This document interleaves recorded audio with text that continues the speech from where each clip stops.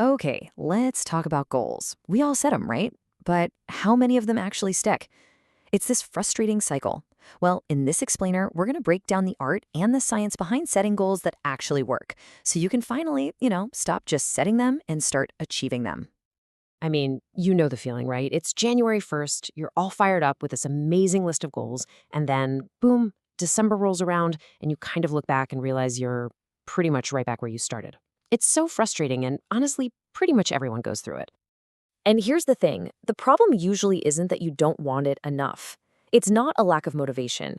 The real issue is we don't have a system. We've got the ambition for sure, but we don't have the blueprint to make it happen. And that's exactly what we're going to build today. And listen, this isn't some new age trendy idea. The science behind this stuff goes back decades. We're talking the 1960s, when a researcher named Edwin Locke figured out something that sounds super obvious to us now.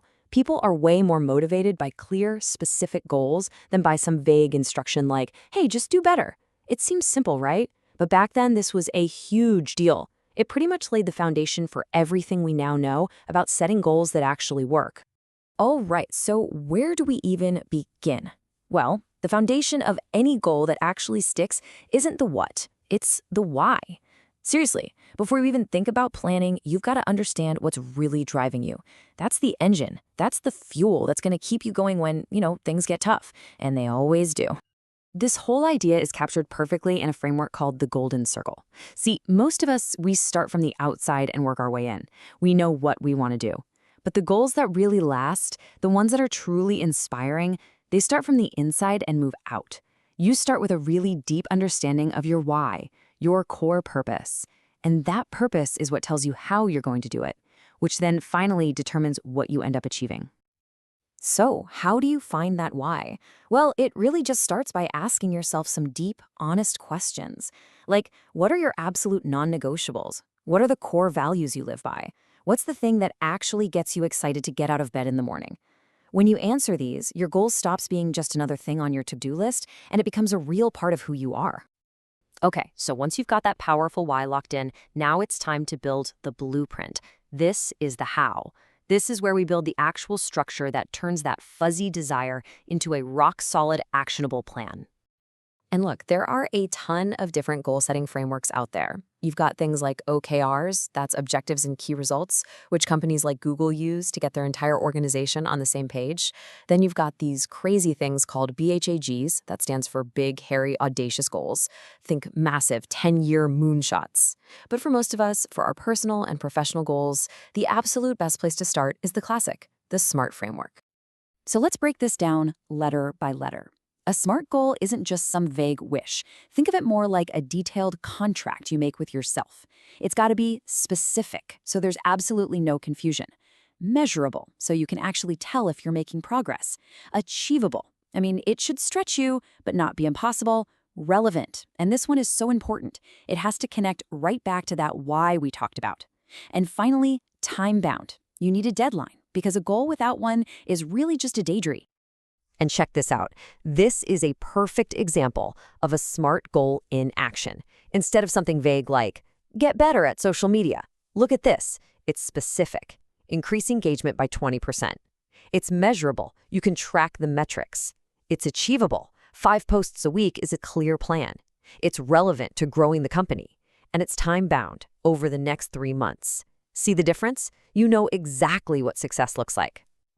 Okay, so having a great blueprint is absolutely essential, but you still need the right tools to actually, build the house. So this next part is all about turning that awesome plan of yours into daily, consistent action.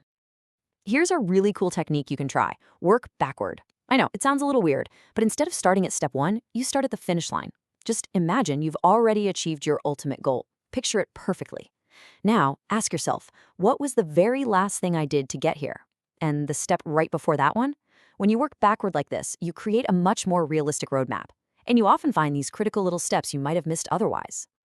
Now, when it comes to your toolkit, you can go as simple or as high-tech as you want. Something as simple as a journal can be amazing for tracking your progress and reflecting. And hey, don't forget about social support. Just telling a friend your goal makes you way more accountable. Of course, on the digital side, there are tons of habit tracking apps, and you can just use your phone's reminders. Honestly, the best tool is the one you're actually going to stick with and use every day. All right, let's get real for a second. No plan, no matter how perfect, survives contact with reality.